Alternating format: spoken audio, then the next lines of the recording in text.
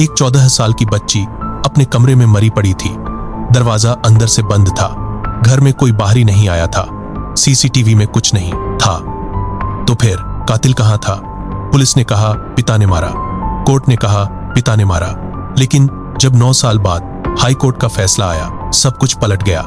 यह सिर्फ एक हत्या की कहानी नहीं है, यह है उस परिवार की कहानी जिसे पूरे देश ने मुजरिम मान लिया, लेकिन जो शायद बेगुनाह था।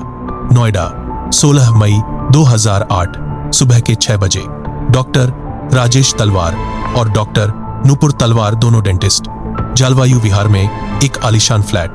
जिंदगी सुकून से भरी थी। उनकी बेटी आरुषि तलवार 14 साल की, पढ़ने में तेज, हंसने में चंचल।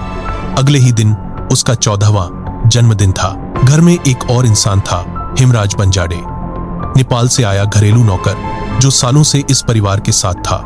उस सुबह नूपुर तलवार उठी। आरुषि के कमरे का दरवाजा खटखटाया, कोई जवाब नहीं। दरवाजा खोला और उनके पैरों तले जमीन खिसक गई। आरुषि खून से लथपथ अपने बिस्तर पर मरी पड़ी थी और हेमराज वो कहीं नहीं था। पुलिस आई, घर की जांच शुरू हुई। पहला शक हेमराज पर। पुलिस ने सोचा नौकर ने किया और भाग गया, लेकिन अगले दिन छत पर एक और लाश मिली। वो हेमराज की लाश थी। अब सवाल, क्या वो कातिल था या वो भी शिकार? अब पुलिस के पास 2 लाशें थीं, कोई गवाह नहीं, कोई सीसीटीवी फुटेज नहीं और एक फ्लैट जो अंदर से बंद था। यहीं से शुरू हुई भारत की सबसे कंट्रोवर्शियल इन्वेस्टिगेशंस में से एक, आरुषि तलवार मर्डर केस। केस सीबीआई को सौंपा गया। पहली थ्योरी, बाहरी लोग आए, हत्या की, भाग गए, लेकिन कोई ठोस सबूत नहीं। फिर दूसरी थ्योरी आई और सब कुछ बदल गया। सीबीआई ने कहा डॉक्टर राजेश तलवार ने ही यह हत्या की। एक पिता ने अपनी ही बेटी को मारा, पूरा देश सन्न रह गया। 2013 गाजियाबाद की स्पेशल सीबीआई कोर्ट ने फैसला सुनाया।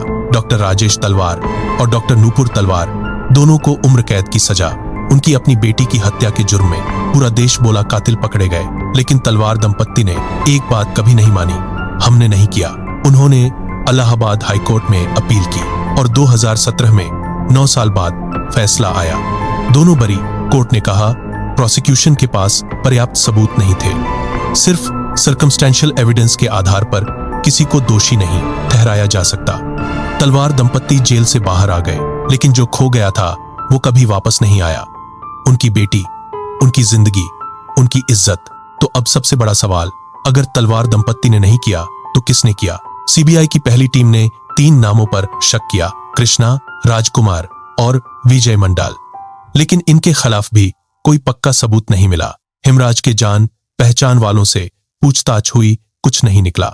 डीएनए एविडेंस मिला, लेकिन केस बनाने के लिए काफी नहीं था। आज 2026 में यह केस टेक्निकली अनसॉल्व्ड है। आरुषि का कातिल आज भी कहीं है। एक 14 साल की बच्ची जिसने कोई गुनाह नहीं किया, अपने जन्मदिन से एक रात पहले मार दी गई और उसे इंसाफ आज तक नहीं मिला। कुछ कहानियां सिर्फ क्राइम नहीं होती। ये एक बच्ची की कहानी है, एक परिवार की कहानी और एक सिस्टम की कहानी जो शायद फेल हो गया। अब आप बताइए, आपको क्या लगता है? क्या तलवार दंपत्ति दोषी थे या कोई और?